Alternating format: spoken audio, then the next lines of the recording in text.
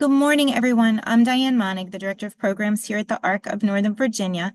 I'd like to thank Anna Hughes, our Director of Special Needs Trusts here at the ARC, who's going to present today on Special Needs Trusts. If you've been to our webinar yesterday on Medicaid waivers, you learned that you can only have a resource limit of $2,000 in your bank account. So Anna is here to talk today to us about what to do if you want to save more money than $2,000. And so with that, I will turn it over to her. Just as a reminder, the slides will again be added to our transition series Padlet, and the recording will be available later today. Thanks, Anna.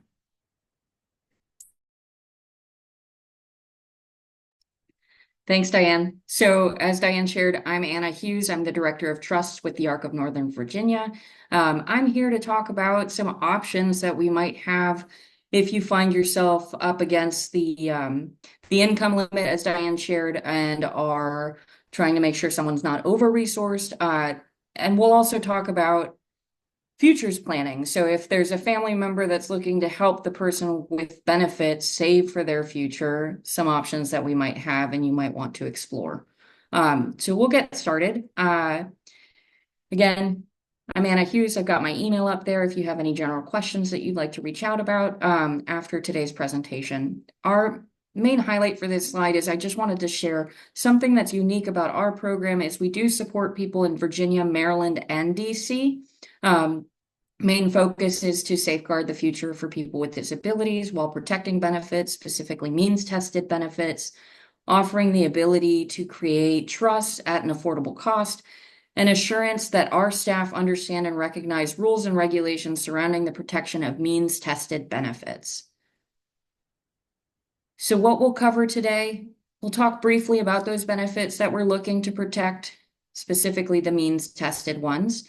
We'll do an overview of the different types of trusts that we offer through our pooled special needs trust program. We'll also touch on what the ARC of Northern Virginia's role is as the trust manager overseeing the management of the trusts that are established.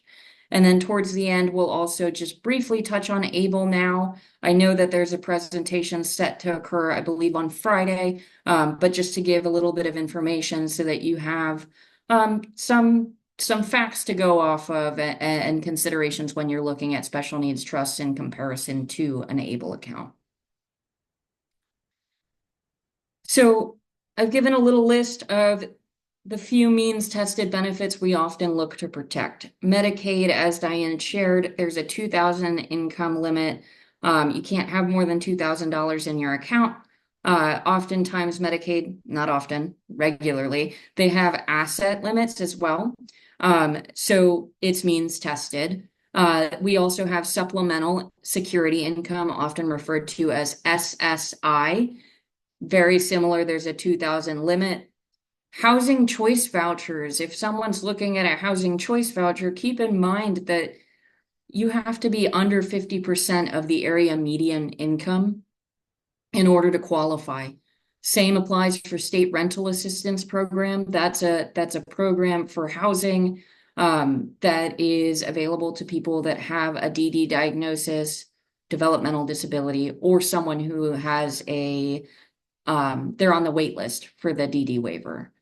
And then lastly, the Virginia Supplemental Nutrition Assistance Program, often called SNAP or EBT food stamps. One person, for example, can have a max income, gross income of $2,430. So these are all benefits that are really, really important, but often limiting in the ability to save for for the person that has the disability to be able to live a life like ours, especially here in Northern Virginia when you consider how exuberant the cost of living can be.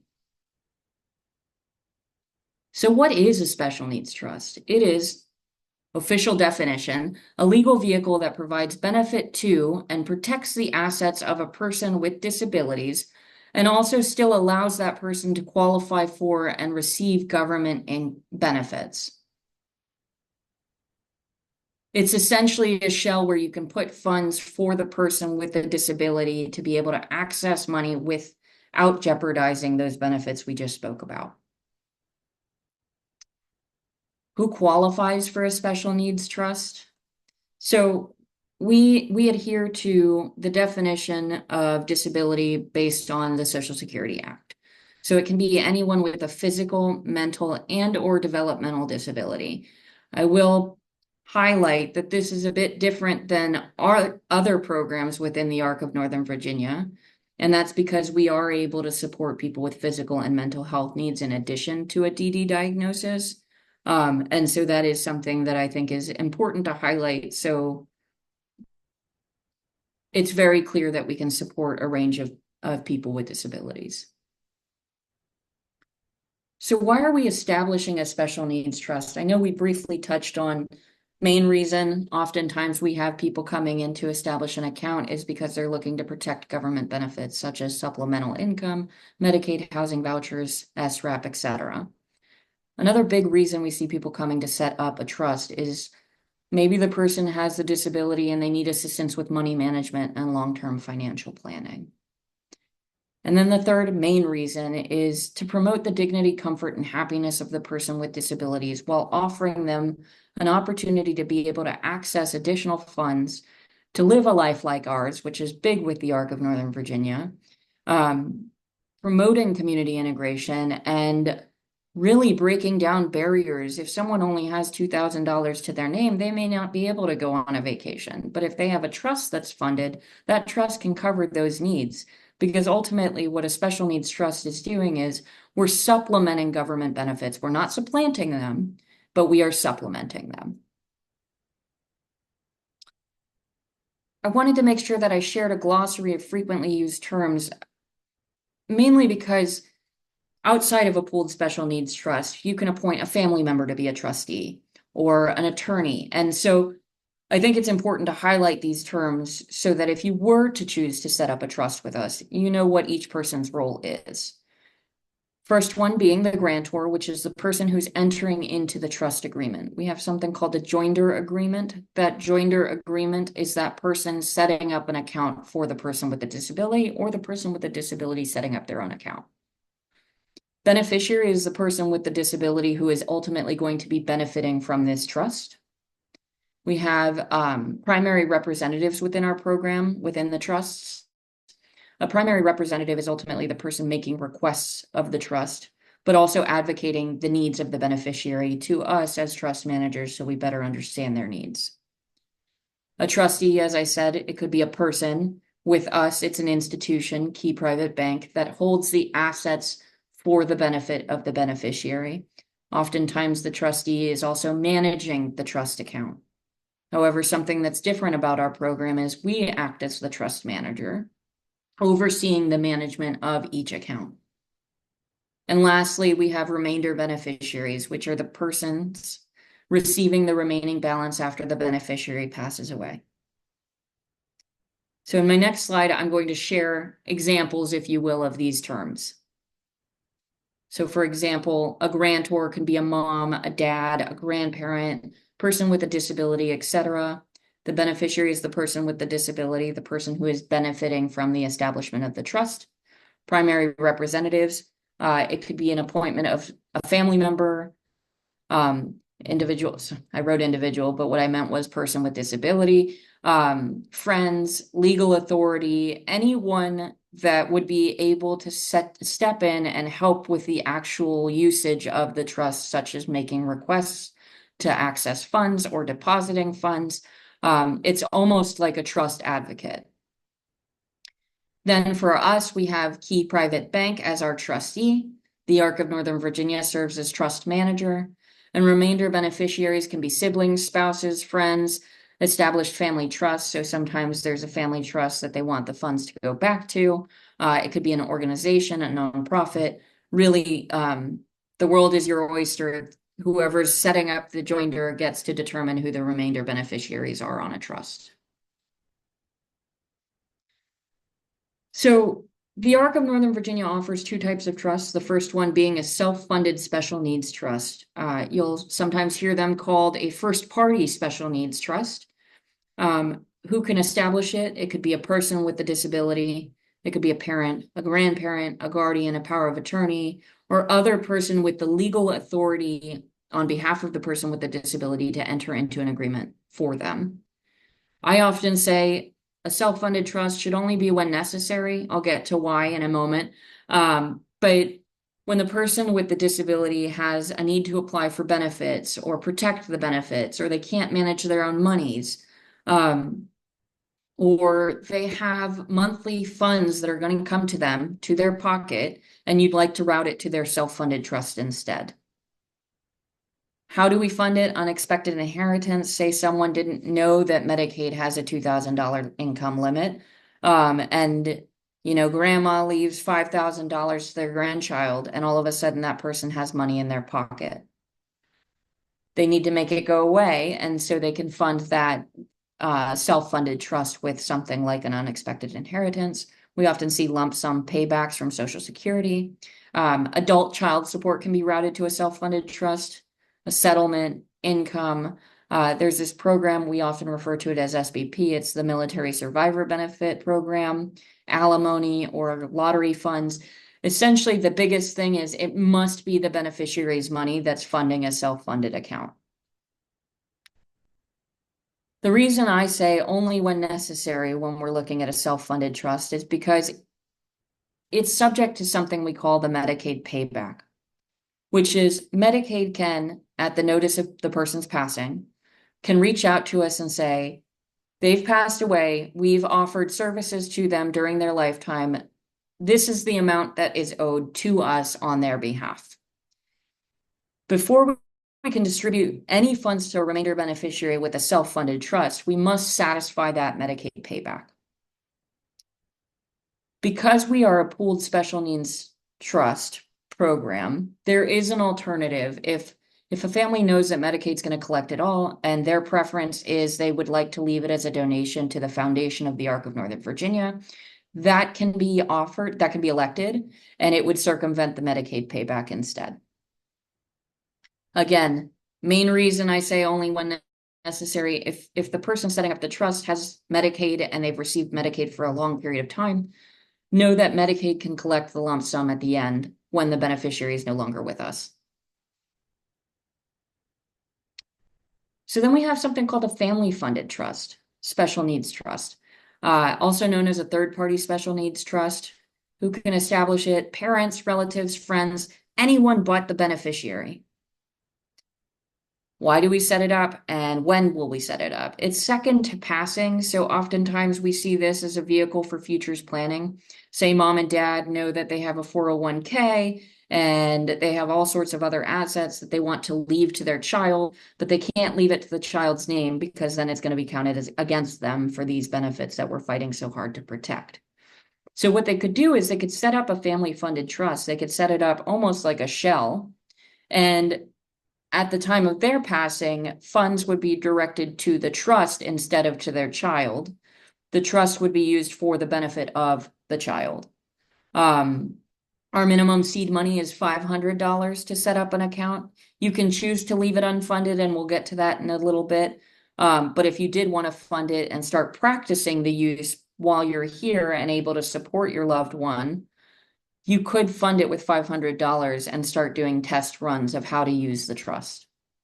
How to fund it: inheritance, life insurance policy, transferring from another trust, so a family trust, for example, contributions that say there are birthday dollars that we want to donate to this person on a regular basis. Those can be made to this family funded trust. Something that's unique about our program is we do have the ability to accept real property into a trust. Granted, that would require a conversation to make sure that the funds being deposited into the account would be sufficient to maintain the real property, but it is an option. And then very different from the self-funded trust, a family-funded, because it's not the beneficiary's money, it is not subject to a Medicaid payback. As a result, the grantor, when setting up the account, gets to decide who will inherit the remaining funds at the time of the beneficiary's passing. So what guides the special needs trust distribution? Say we have one, it's funded, and we're ready to go. The Arc of Northern Virginia and Key Bank have to adhere to our master trust agreement the joinder agreement that we have on file that was signed and is set up to establish the account. We do ask families to complete a trust plan, which helps guide how the trust should be utilized. It also helps us understand the beneficiary's needs, medical diagnoses, their benefits that we're looking to protect. And then I listed a couple other things that we consider when making distributions. So Social Security Administration, we're not going to go against anything that Social Security has set in place. For example, if someone has SSI, we shouldn't be reimbursing the person with the benefit because each dollar that they receive as income, if you will, would count against SSI and reduce it dollar for dollar. Medicaid, if someone has long-term care Medicaid and they're up against a $2,000 income limit, we're not going to distribute to the beneficiary because that's going to count against them. We have to adhere to the Social Security Administration's definition of the sole benefit rule. So the trust has to benefit the person that is listed as the beneficiary. And then ultimately our internal policies and procedures. When a trust is established with us, we do send out a dispersing guide booklet that helps explain what our expectations are when we're receiving disbursement requests and how we process requests on a routine basis. I like to share some examples because many families set up an account and then they're not sure what the trust would pay for. Ultimately, if we're not going against any rules or policies, it's pretty open-ended. I did put an asterisk next to certain items that I've listed on this list. It's not an exhaustive list, but something to consider. These are evaluated on a case-by-case basis if they have the little star next to them, mainly because if the person has SSI, that's going to guide whether or not we can make a payment.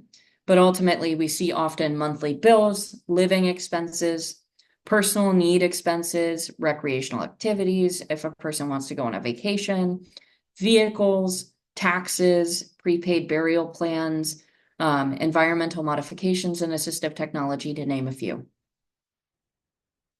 I do like to also share that if at any point you have a trust established and you're not certain if something would be reimbursed or paid for, you're always welcome to send us an email and request pre-approval. Give us an outline of what you're looking to purchase through the trust funds, and we can provide a confirmation if that would be an acceptable purchase.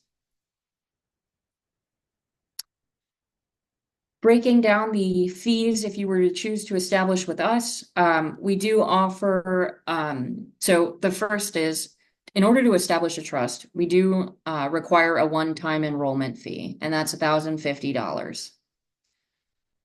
If someone is creating two trusts, say that the family wants to set up a family trust, but then the child is going to receive SBP or adult child support, you'd need to create a second account. We're going to offer a 25% discount for the second trust for that same person. Or if the family has two children with disabilities and they're looking to set up two trusts, we'll offer that second trust at a 25% discount, which is $775 for the second enrollment. If someone sets up an account and has no intention of funding it, they just want to keep it as a shell ready to be receiving funds at the time of the grantor's passing, you can choose to leave it unfunded, but we will bill on an annual basis $65 for the unfunded maintenance fee. If you do choose to fund the account, the minimum seed money is $500. The trustee and trust manager charge a combined annual management fee of 1.44% from the trust balance. That's going to be collected from the balance on a monthly basis at 0.12%. That would be populated onto the monthly statement, and you would see the 0.12% collected directly from the balance. It's not going to be invoiced. During tax season, if the trust requires what we call a K-1 letter or a grantor letter, Key Bank will prepare that letter for you all so that you can disclose it on tax returns. However, there is a $40 fee for generating and sending out that letter. That doesn't always apply. There are certain accounts that may not have one because there's nothing to disclose on taxes. However, what I always encourage and recommend is speak with a financial advisor and speak with a CPA before setting up a trust so that you can ask these questions about tax implications and how it works. Because we're not able to provide tax advice or financial advice. but I'm happy to provide information and names for people that would be highly recommended to have a conversation and get a better understanding of how will a trust affect the financial future. And lastly, a trust is irrevocable once it's funded. And so, generally speaking, the way that a trust closes is either it's been spent down, depleted, or the beneficiary has passed away. At either of those two moments, when we go to close the account, if it's funded, there is a $250 termination fee. So how would you go about establishing a trust with us? First, I always say learn about special needs trust, determine if one's right for you, do the research, do the homework, speak with the different entities that you might want to consult with, maybe an attorney, a CPA, or a financial advisor. I then recommend attending a Trust Talk Tuesday to learn more. We do a 20-minute presentation. It is not recorded, but you're happy to hop on, uh, mute, hide your screen, whatever works for you, but listen in. And then at the end of the presentation, I open it up to general questions from family members and individuals considering a trust. If after that you still want more, we do offer a complimentary consultation. We do only currently offer 20 per month for those. So if you'd like to schedule a complimentary consultation, I would encourage doing so through our website. Same place where you would go to establish a trust. Say you do the consultation and you're ready to move forward. You can go online to schedule a trust establishment, or you can email our administrative coordinator, that's currently Grace Rhodes, and she can help with coordinating and scheduling an appointment. We do ask for that enrollment fee to be paid prior to the establishment appointment. We'll share all of the documents that we'll need. You'll attend the appointment. We'll go through everything together. And then upon receipt of these signed documents, once we've reviewed them, the trust would be established within 10 business days. So I'm going to segue over to ABLE now. So ABLE now stands for Achieving a Better Life Experience. It was signed by President Barack Obama in December 19th, 2014. What is the purpose of an ABLE account? It authorizes states to create a new category of savings programs for people with disabilities who qualify. Like a special needs trust, it allows assets to be held in accounts without affecting eligibility for Medicaid and SSI. Intention is to be used for qualified disability-related expenses. If you'd like to learn more, I did put the Social Security link on there that talks about the ABLE account and how it's accepted. I'll also share, oftentimes I'm asked, well, do I have to pick one or the other? The answer is no. Ultimately, if you want to set up a family-funded trust because you can put all sorts of funds in there and you can direct all sorts of things to there, that's a great option. Say someone is a person with a disability and they got like a $6,000 back pay. They could set up a self-funded trust. I'm happy to support that. But if you wanted to set up an ABLE account, that's also an alternative way of managing those $6,000. Now, that opens the door for facts about an ABLE account because there are certain limitations to consider. Onset for disability when considering if you're eligible for an ABLE account, the qualifying disability has to exist prior to the age of 26. A beneficiary can establish the account, a parent, a guardian, or an authorized representative.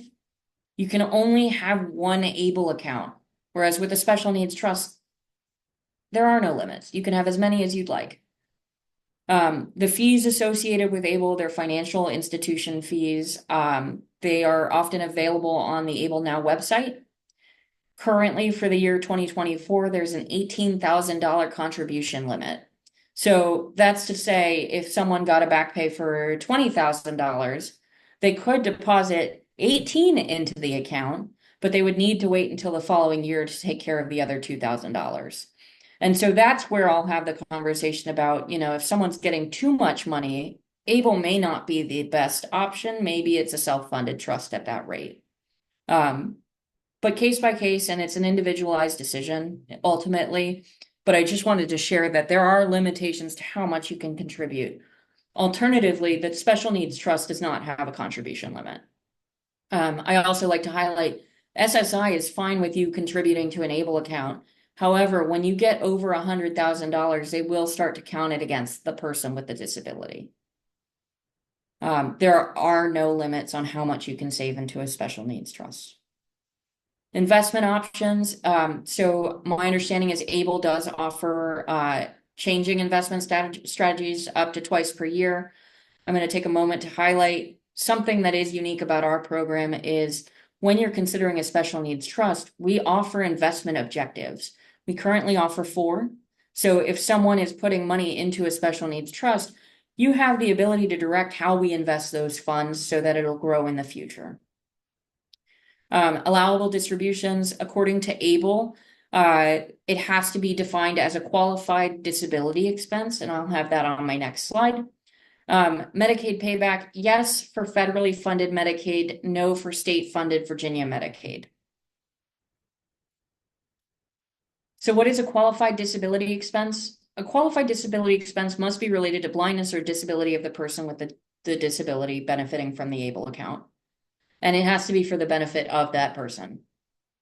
Some examples can include education, say tuition, housing, transportation, employment, training, support, assistive technology and related services, health, prevention and wellness, financial management and admin services, legal fees, funeral and burial plans, expenses for ABLE account oversight, monitoring, and basic living expenses. It's pretty comparable to how we manage the special needs trust. I would say it's a bit more limited in terms of it has to be defined as a qualified disability expense, whereas the special needs trust is truly, as long as it's for the sole benefit of the person and it's not supplanting the government benefits. So if you're interested in establishing an ABLE account, I'm sure they'll talk about it on Friday, but if not, I would say navigate to their website. You can select their button on the top. It says open an ABLE account. I would say be prepared to provide the name of the beneficiary, the address, date of birth, social security number, bank account information is optional. You can select complete application, fill out information, and then you'll receive a welcome email on how to use the ABLE Now account. And you will then receive an ABLE Now card that'll be mailed and received within 7 to 10 business days of making that request. I am going to just share, I don't manage ABLE accounts. The trust program does not manage ABLE accounts, but we definitely wanted to make sure that we're sharing that information for you all to consider. And with that, I'm going to open it up to questions. Anna, there are questions in the Q&A box, so everyone, continue to type your questions in there. And I did have one question that I get asked frequently. Can you talk a little bit about the TrueLink card? Because families often want to know how can they, can their loved one get a debit card with the account? Absolutely. So, and I apologize because I would have included that in the slide. Maybe I'll go back and throw it in there so that when you send it out, it'll be there. So we offer 4 different ways for distributing from a trust. So we have a one-time disbursement form, and Diane, I will get to TrueLink, I promise. But we have a one-time disbursement form. So that's like one-off bills or one-time expenses that you want us to process and send a check to pay. We can do a recurring disbursement form. So that's like if someone has Verizon Wireless and they know Verizon Wireless is going to bill on a monthly basis. You can set up a recurring form that identifies Verizon as the payee. It'll say varies for the amount that's going to be owed, but it'll give us the information that you're authorizing the request to go ahead and pay Verizon once we receive that bill on a regular basis. And so all we would require at that point is you send us the invoice or the bill, and we can process the check pretty quickly because it's recurring and we have it on file. But then that leads me to the 2 different tools that we offer. So there's one that's called the Key to Business card, which is it's kind of like a credit card, if you will. We set a credit limit onto each individual person's credit card, if you will. And we do that based off of a budget that you all would provide to us so that we can understand what are the recurring expenses that this person would be using this card for. Something about the Key to Business that I think is important to highlight, there is no maintenance fee, but we do require receipts at the end of the month for every transaction that was made. Alternatively, if you wanted more controls on a card, so being able to block certain retailers, or you want us to put certain spending limits at one transaction. That's where the TrueLink card comes into play. It's very convenient. It does have a $7 per month maintenance fee to be able to access this tool. But very similar to the key to business, you give us a budget and you say, hey, every month I want you to deposit $200 onto this account. However, the beneficiary has SSI and they have Medicaid. So we want you to be aware of that. What we can do as trust managers is block anything that would be, for instance, if they have SSI, we would block food and we would block shelter item expenses. Because what we're doing is we're ensuring that we're protecting the benefits while also offering the autonomy to the person with the disability to be able to use their own funds. However, I will say we also still need receipts at the end of the month for every transaction that's made with a TrueLink card. There are different creative ways to make sure that we get that. But the TrueLink card and the key to business are the best ways to give the independence and autonomy back to the person with the disability while being able to also safeguard those benefits that we were working so hard to protect.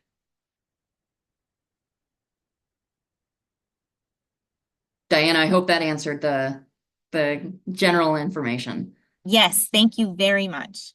Of Um, course. So, do you want me to just go through? I'll read the question out loud and answer it to the best of my ability. that would be perfect. Thank you. Okay. So, first question is, if we move states, what happens to the trust? So, we're able to support people in Virginia, Maryland, and DC. That's because Social Security's approved our joinder and Medicaid has approved our joinder. If you're choosing to leave to, say, we're going to Iowa, what I would encourage is we need to get in contact. And by we, it would be a team effort, but primarily starts with the grantor.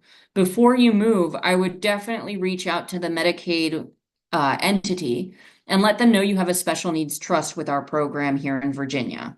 They'll likely ask for a copy of the joinder agreement and the master agreement. And once you share that with them, they'll review it to make sure that it meets their expectations within that state. If it does, then you're good to go. You'll just disclose that you have a special needs trust that was originally created in Virginia or Maryland or DC. Now, if you move to a state and they say, nope, we will not accept that trust, we can work together to transfer the trust from our pooled special needs trust to another pooled special needs trust that is approved in the state that you're choosing to move to. So that's essentially the gist. It's not that you can't move states, it's just making sure Medicaid is okay with the trust that you've established. What are the options of how the money in the trust can be invested? So we offer 4 different investment objectives. So the first one is cash equivalents. The second one is income/growth. Then we offer balanced, and we offer growth/income. We do have an investment objectives handout on our trust website. So that's going to be www.thearcofnovatrust.org. And if you go to documents, you can source investment objectives. And there it'll show you the allocation guidelines for how those funds would be managed and how they're invested. So the next question is, can one transfer money's assets from a first-party trust to a third-party trust or self-funded to a family-funded? And the answer is no. The reason being, the funds that are being put into a self-funded trust are that of the beneficiary.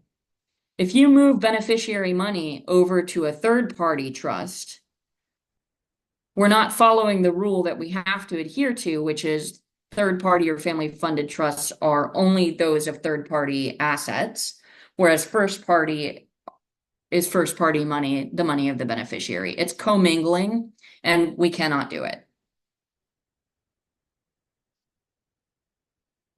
Is there a way to dissolve first-person party trusts by doing something other than using the assets? So ultimately, there are a couple options. If you didn't want to have a trust any longer, if the person no longer has a disability, then they no longer qualify. So we would then be able to close the account. If the person just didn't want to continue with the organization that they've selected and they want to move their trust, but the joinder didn't give them the legal authority to do so, you could contact an attorney to ask to decant the trust. The assistant director once explained it best, which was decanting is essentially kind of like a decanter for wine. You're taking it from one bottle and you're decanting it into a different vehicle, such as the decanting mechanism. And so that's what decanting is. You're moving it from one trust, maybe it's a standalone trust, and you want to move it to a pooled special needs trust. You would need an attorney to get involved so that you can write up the terms to decant it to a different management style, if you will. How can we get your recommendations for CPAs? So great question. We have a provider directory online at our regular The Arc of Nova website. And if you'd like a little bit more assistance in navigating that, you're also welcome to reach out to me, but you're also welcome to reach out to our information and referral portal to ask for CPA information, and they may be able to get you something that's a little bit more hefty.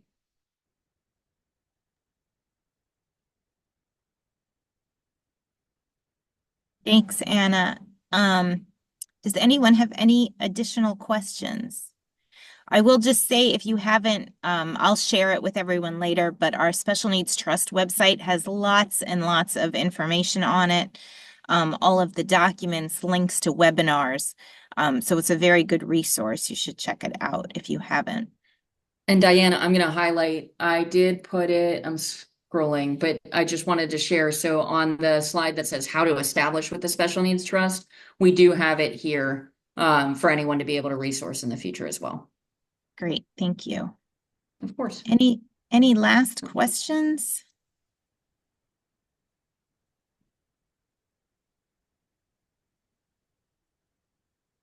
Well, if there aren't any other questions, I will let me stop the recording. So thank you all for being here.